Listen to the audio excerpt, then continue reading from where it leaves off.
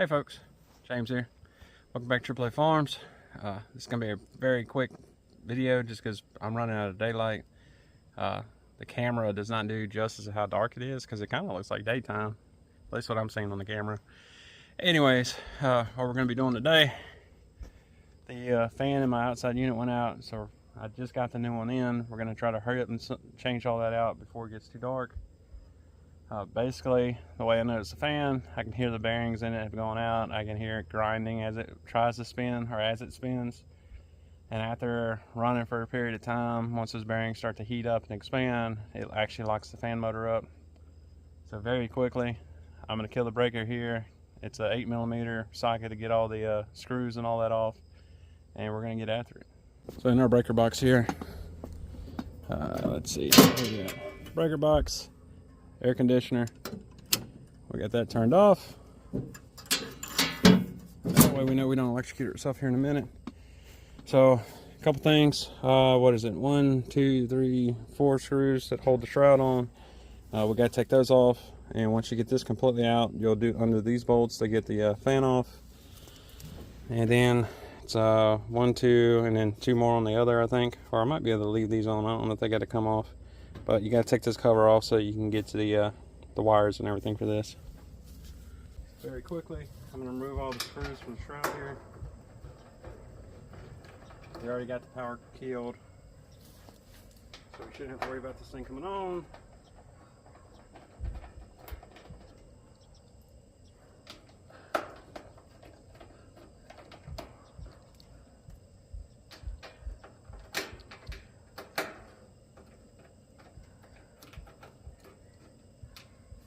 Okay, it's all of our screws. Hold the shroud on. Yep. So next thing, I'll take the side cover off.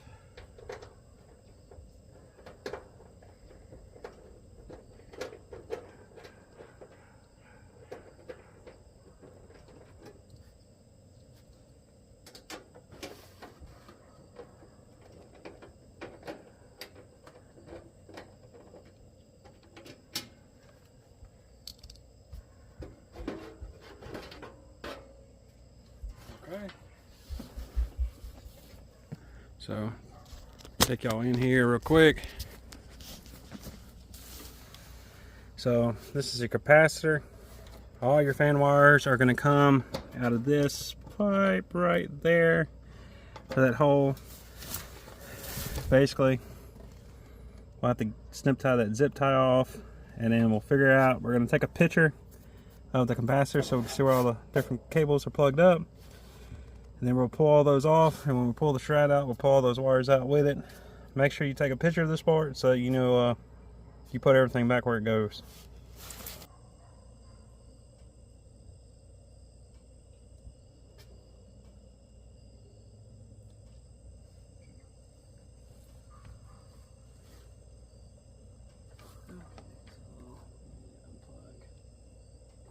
Black wire from the contactor.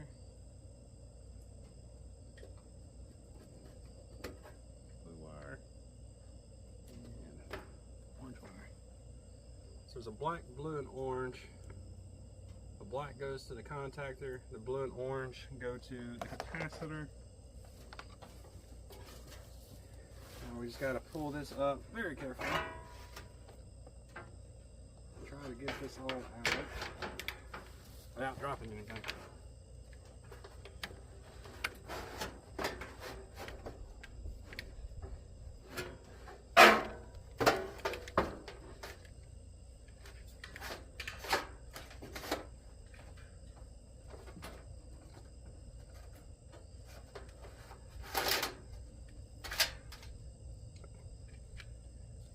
Bring this over here to work on it.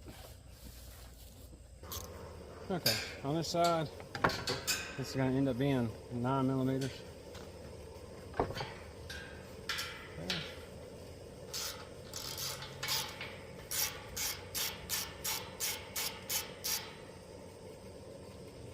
And I haven't looked at the new motor yet. I'm assuming it comes with nuts, but if not, we're going to put these right here, just in case. If you're not in a rush to do this like me, this would be the perfect time to get some coil cleaner, and you can soak those coils and rinse all that stuff out from the inside out. Make sure you don't damage your coils as you're doing that. But it'd be a prime time to be doing that.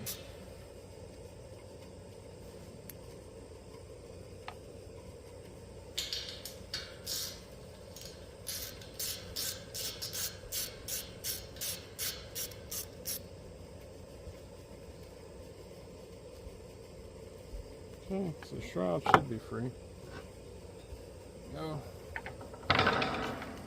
Take this pipe out.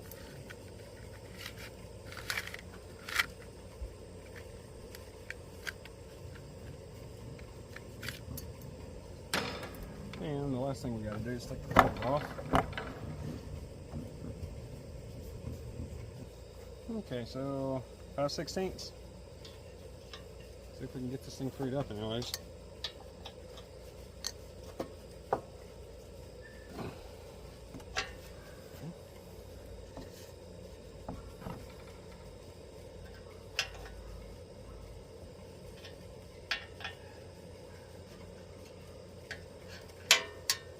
That was easy.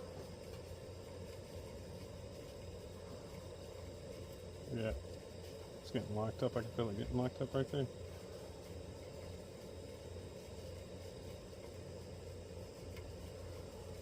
I can definitely feel them bearings grinding and then catches. So, wasn't $200 wasted.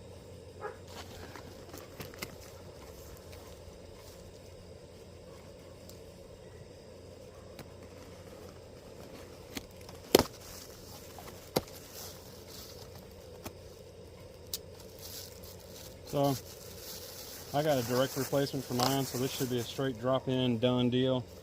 NWF Supplies where I ordered mine. Ordered it last Friday. It's currently Wednesday, October 30th. So I felt like they got here really quick. It was Friday evening when I ordered it. So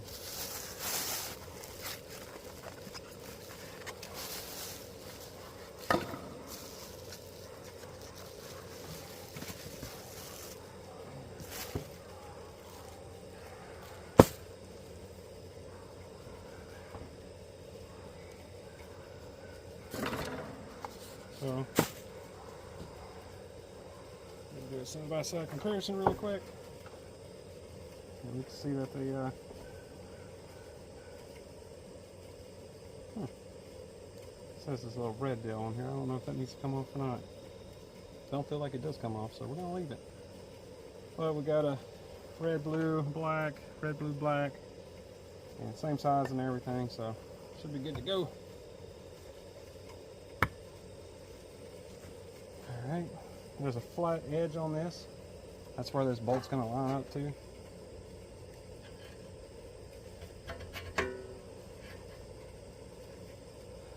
So,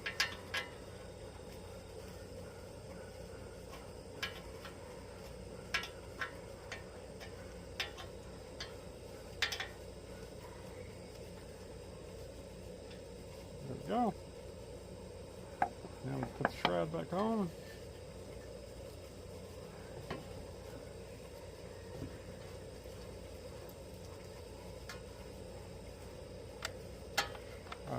We got the shroud out of the way. We'll go ahead and feed this wires to the pipe here.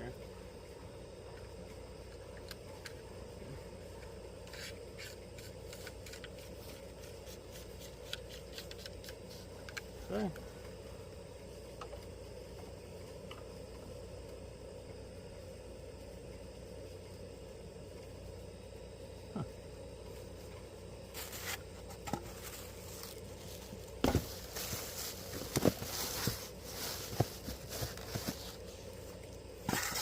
Okay.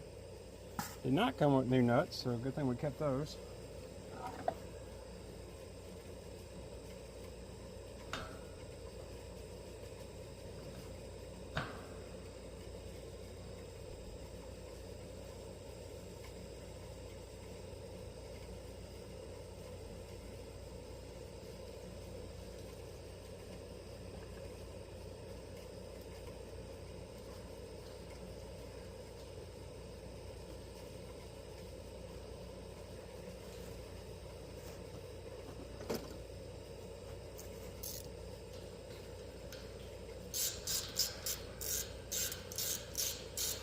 So this new fan motor for mine cost, I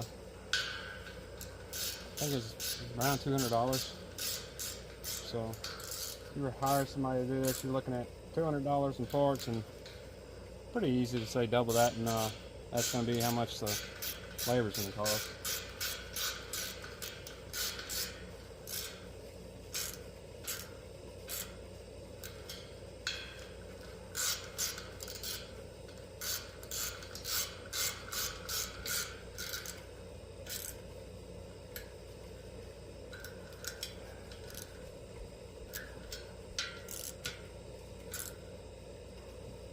Okay.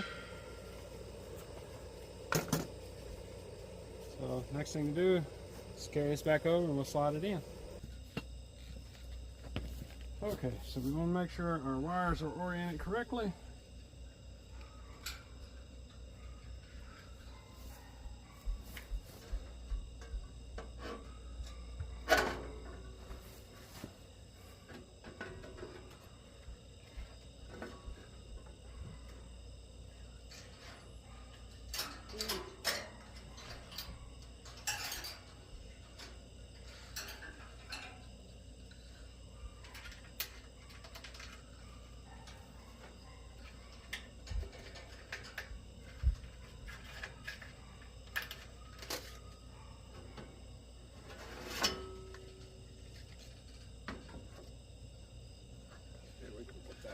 That. That way we have both hands free. Try to feed through the second hole.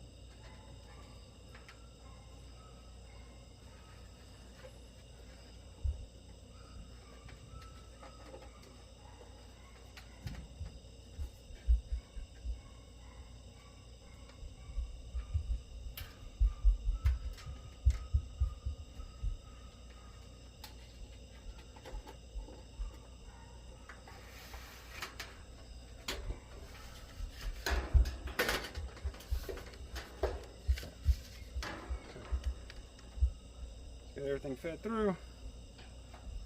Put this back around.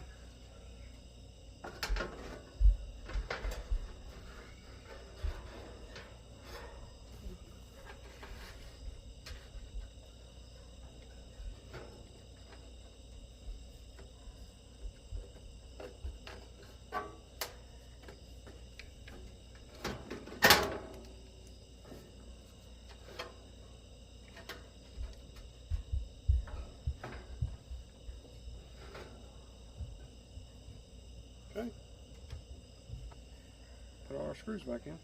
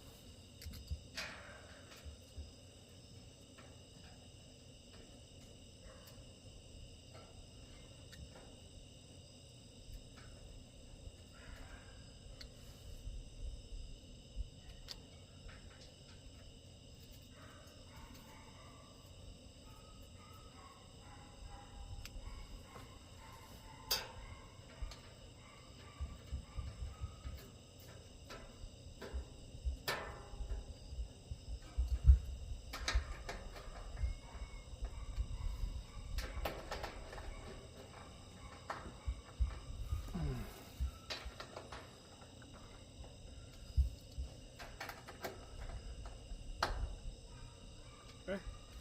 So fan secure, our frame is, or shroud secure. Everything should be healthy. The only thing we got to do is hook up the contactor and the capacitor, and we should be good to go. I'll try to get y'all a better angle. Okay, so on top of my head, I know the black one goes to the contactor. However, I do not remember which prong, so we're about to look at our picture. So black one goes to the very back right one.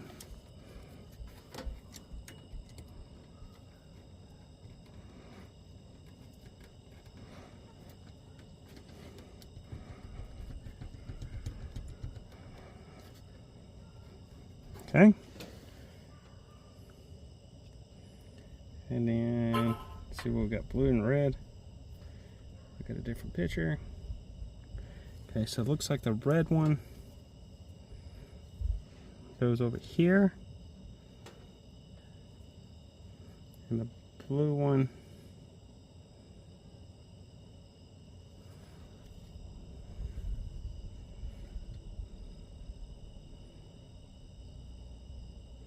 it's yellow and orange.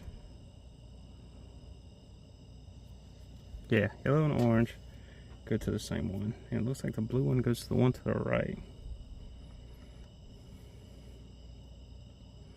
Yeah, yellow and orange go to the same one. Orange goes across from yellow. So right here.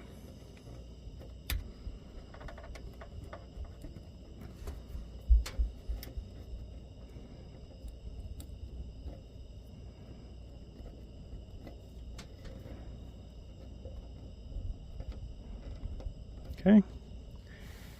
And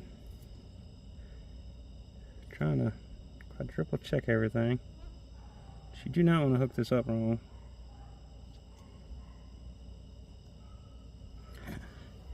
And the blue one goes right there.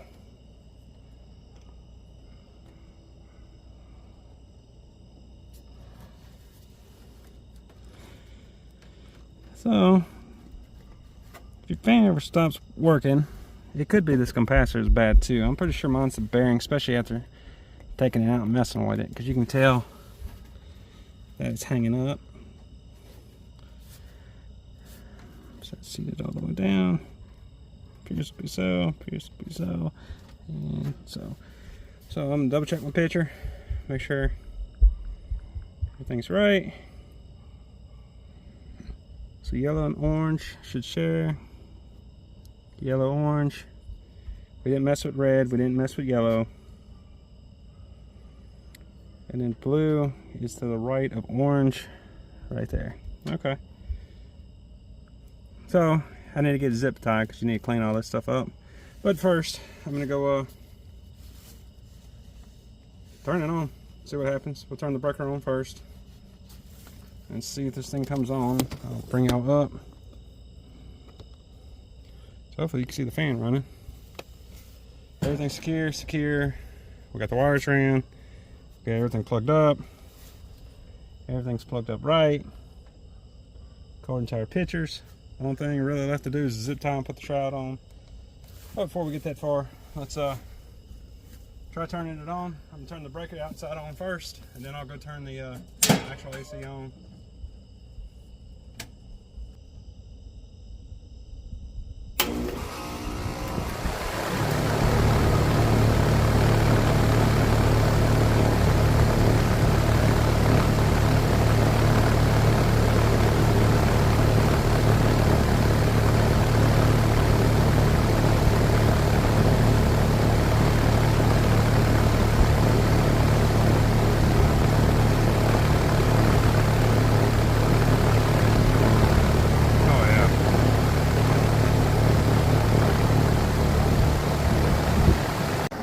Okay, so that light's bright, ain't it? I got everything wired, bundled together, zipped up to where it's going to tuck to the side when I put that shroud on. So the next part's really just put this shroud on and we're done. I do have an extra capacitor because talking to people I know and also looking more into reading more into this. Potentially that capacitor was the failure point, or was the failure point. Gotta back up without busting my butt here. Alright, so, well, anyway, there's potential that capacitor is what actually failed. So I ordered everything. I ordered a capacitor. Capacitor's like $10 off of Amazon. Not a big deal. Make sure you order the right one. The fan, you can buy a lot of fan motors off of Amazon that are the same model as this. However, you cannot buy this exact model. So what I got into is this fan uses a 7.5 microfarad capacitor. The fans that I found on Amazon use a 5 microfarad capacitor. So I'm assuming, I mean, that would require me to change the fan out and everything. So no, we're not doing that, because that capacitor also helps with your if you have a single phase unit like I do, that compressor, you use this capacitance to actually start up. So if you go to a smaller capacitor, you can actually make your compressor not run, which is much worse than the fan not running. Anyway, that being said, it did turn out to be the fan. I got the capacitor just in case because there's potential the capacitor is going to fail in the near future. Really and truly, I'd recommend just getting one of those capacitors and having them in a drawer cabinet somewhere because it's going to fail. Normally they fail every 3 years. This one we've had for 8 years now. So, because this is the unit that came with the house. So it's been the same capacitor for 8 years. So it's $10, sound of mine. You can put it in a cabinet or a pantry, whatever, and you ain't got to worry about it going bad. But that's it. Quick video. As y'all can tell, it's got a lot darker outside. The only thing we got left to button up is to put the little cover on the outside, and we are done. So we'll have to keep an eye on it, waiting for it to see if that capacitor fails. So if the capacitor fails, what's going to happen is your fan's not going to come on and your compressor's not going to come on. So your inside unit will be running. You'll hear the blower motor in there running. Your house ain't going to cool off, and you come out here and you won't hear anything. That's that compressor, and that fan ain't running. So now, a couple things on that capacitors you can check. A, kill power. Always kill power because that is electricity there. But what you can do is if you got a multimeter, you can ohm it out. It should have not necessarily like high ohms, that's in thousands or kilo ohms or anything. Mine had, I think, 30 to 40 ohms across it. If you have 0 ohms and it's just straight through, you got a short in there somewhere. If you have a really good multimeter, you can actually measure microfarads off a capacitor. Mine is not that good. Those are very expensive. I got like an $80 Lowe's one. Those are probably $300 to $500, so I'm not spending the money on that. Anyway, we're fixed. So I'm gonna put the cover on. I'm gonna go inside, spend what little bit of the night I got left with my kids and wife, and have a good dinner and have a good time enjoying the AC. Because right now we have 3 window units running, and we have to have them running full blast. Because while it does cool the house down at night, around midday tomorrow it would be hot, or midday today it gets hot in there, just because it's not enough to cover a double wide trailer. So anyway, thank y'all for joining me on the farm today. Y'all have a good one. Talk to you next time.